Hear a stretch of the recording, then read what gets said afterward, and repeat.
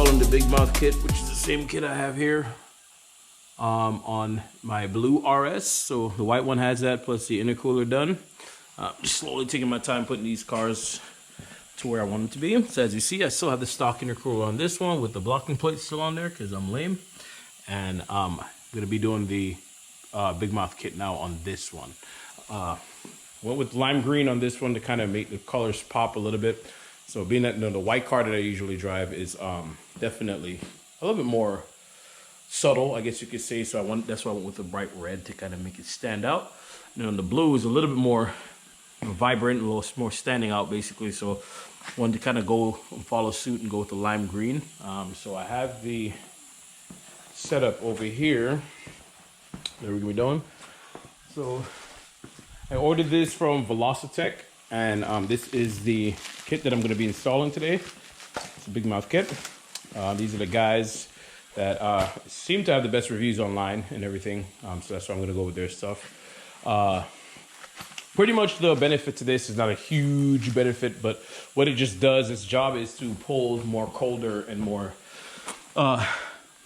colder air, or basically cooler temperature air from outside of the inside of the engine bay to keep the air going into the intake and turbo and all that a lot cooler. So it is essentially supposed to help with keeping everything nice and cool as it's going in. Obviously the intercooler does more cooling than this kit will ever do, but it definitely helps out with a little bit of cooler ambient temperatures coming in. So anyways, this is the beginning of it, and as I go along, I'll have you guys watch me install it, and if you've not installed one before, I'll kind of give some tips and tricks about getting it done.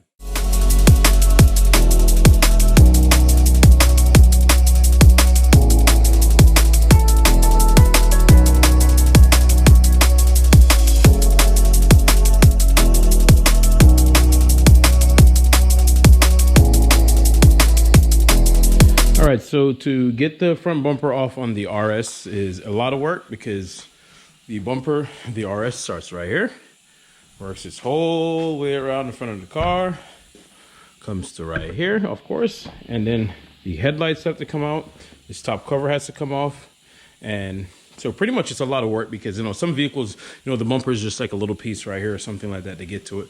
But to do pretty much anything like the intercooler or items like that, you have to pretty much take the entire front of the vehicle off. So I'm just gonna kind of point to the things you have to take out. So for the headlight, you have to pull these bolts here, that to remove the top of it, that bolt right there. And then, so that will cause the headlight to slide out of place, and the ballast is gonna be on bottom that you have to unplug. All these little plastic rivets and Christmas tree annoyances have to also come out for you to get the bumper off. The headlight again over on this side, so again same thing like that, this and that has to come out for it to be able to be removed. And then after getting that done, also we can get my tripod to not be in my way because it's on a tripod right now. Let me get this thing to tilt back. Under here, this bolt, this push pin, this bolt, there's another one under here. I'm not sure if the camera can see it, but right in here, that has to be removed, and this is all a part of the bumper.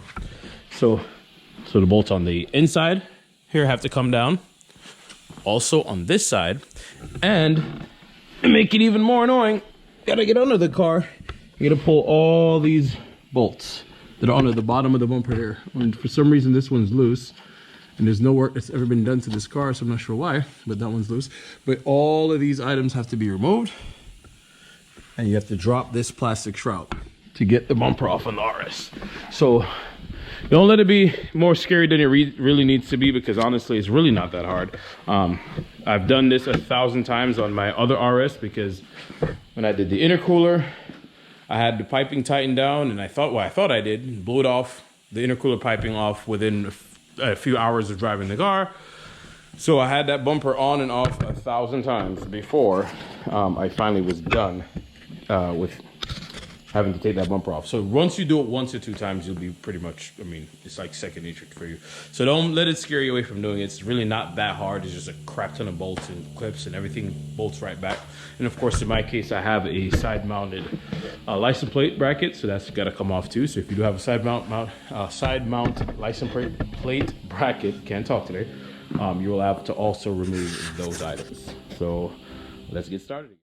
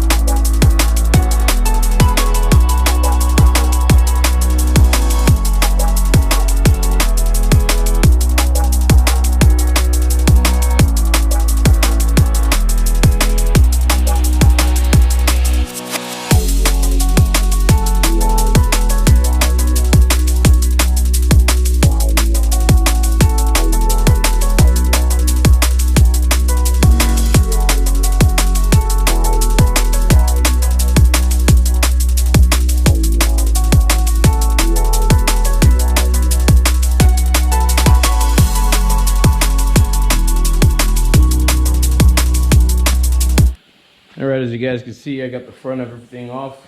You see all the ducting to direct the air back to intercooler. This is the ducting for the brakes.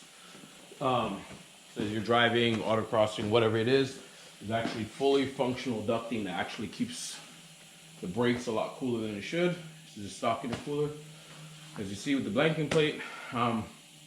Anyway, so now that we have it off, I'm going to go over a few things that I did not mention before when I was doing it. And I'm going to edit the video where you can actually find out. But after you get the headlights out, which is the biggest pain in the butt the whole time you're working with it, is because the brackets that hold it into place are kind of a nightmare. I mean, the pigtail. So getting them off, they're a bit of a pain. Just basically keep messing with it until eventually you kind of have to get it to open on the bottom where the tab is, which is the hardest part. Once you get that off, you have to pull all the other pins and everything that I showed you. The last thing you have to also do is to unplug the fog light. Water inside of that, but unplug the fog light, because once you pull it down, it's going to still be connected. You don't want to break the wiring for that. So now we have everything off. Next thing we're going to have to now do is remove the old snorkel that's coming from the factory there.